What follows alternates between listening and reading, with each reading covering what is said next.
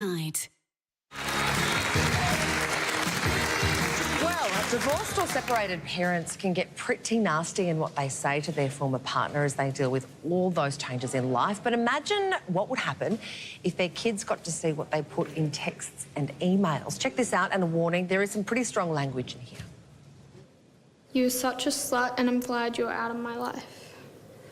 I can't believe you think it's okay to destroy our family and still be the mother of our children. I hate your fat ass, and the kids are going to hate you by the end of this. You're so lazy. You can't even help them get homework done. I don't know what you think good parenting is, but it's not letting them do whatever they want when they're at your crappy place. You're the parent, so take some responsibility and get your shit together.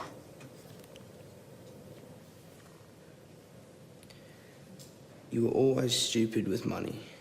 I can barely survive paying so much for the kids. On top of that, I buy stuff for them when they're here, and now you want me to pay more. Yeah, right. More money to spend on yourself. Selfish bitch. How dare you stop the children from talking to me on their phone? Don't keep bullshitting them with your lies. You are a sad excuse for a mother, and they would be better off if you were not around. Wow. Those kids aren't actors, and they didn't know that they'd be reading those texts until it was in front of them. It's so hurtful and not at all helpful. So how do you stop that sort of behaviour? Well, one dad reckons he has the answer with software he's developed for our phones and laptops. Please welcome Scott Gaffney to Studio 10. Gosh, watching those kids read those texts between parents, it was just disgusting. And those parents were just off camera when their kids were reading them. Yes. How did they react?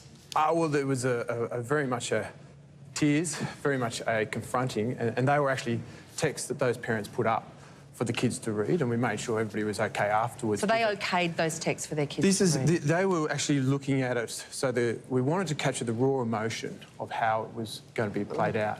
And you can really see how that played from just your own reaction. But it was really coming to the forefront. This is how communication goes. This is actually, what we saw was actually the children with their parents' phone reading out the texts that they'd sent to their ex. Yeah.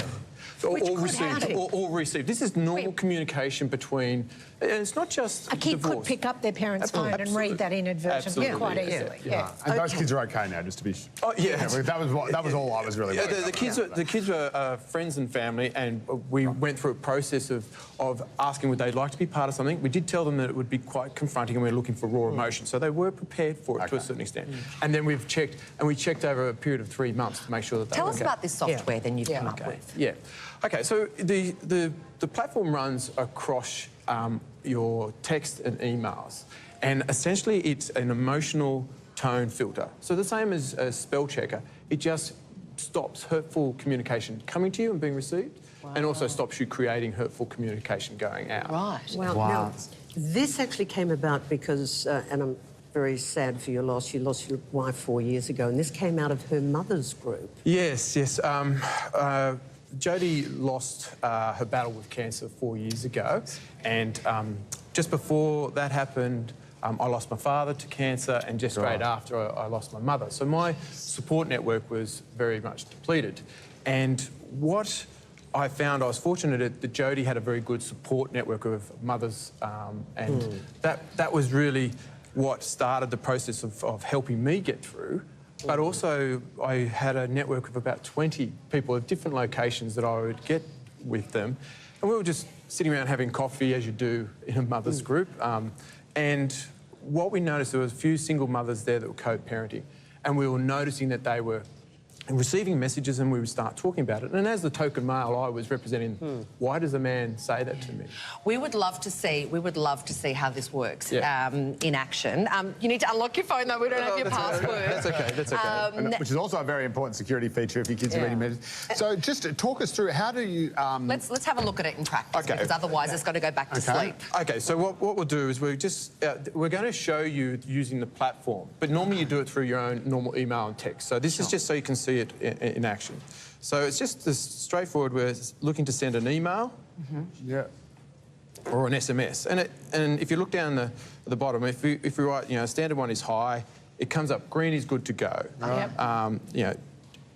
Tim is sick is a standard message, or good to go.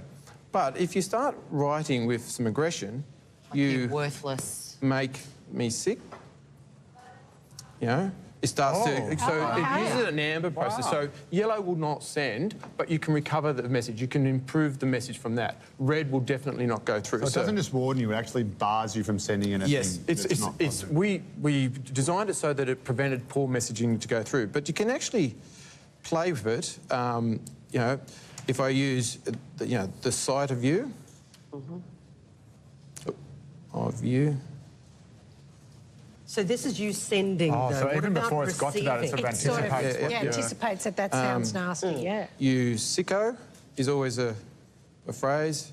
But it's also built for kids so that you can help in relating to your kids. So it's not just for divorce, it's any emotional. So, kids like to write in shorthand, you are sick, which is actually a positive message using the slang. Oh, wow, of course you've got to go navigate all those sorts of things. This is if you are sending one. What about receiving? They don't arrive. They will not come through. So if someone's out there and they set up as a member and have this tool, you connect with someone, those people don't have to actually sign up to the platform, but it just prevents, if they write an inappropriate message, and I will say all the rude words, we're not going to show you that, immediate ban. So it just stops that emotional abuse that you get through the platform. That is sensational. Even if you're not writing anything, if you have that installed, and you have to put I imagine, a list of senders that this app would apply to? Yeah, so you normally people will have a relationship where they're trying to manage a process. It'd be with one or two people. But what we're actually seeing is interest from teachers wanting to connect all their parents because they get hurtful messages. Of course. But volunteers in sports clubs, it's surprising. When people are emotional, they forget common courtesy and basic language. But one of the things that I really like, because it's built on symbols, is, the classical is the emoji. So I'll just put an emoji if they can show it on the screen. So it won't let that one go through. Wow. But it will let the thumbs up go through. And the beauty of that means that the platform is universal. It can use any language in the world. Clever. It's called Toppako, and people can sign up to it now. You head to toppako.com for that. What's Toppako in Japanese mean? It's breakthrough. Yeah. This is absolutely genius. Scott Gaffney, thank you so much for joining us. Thanks very much, guys. That was great. Okay, up next, she's literally set to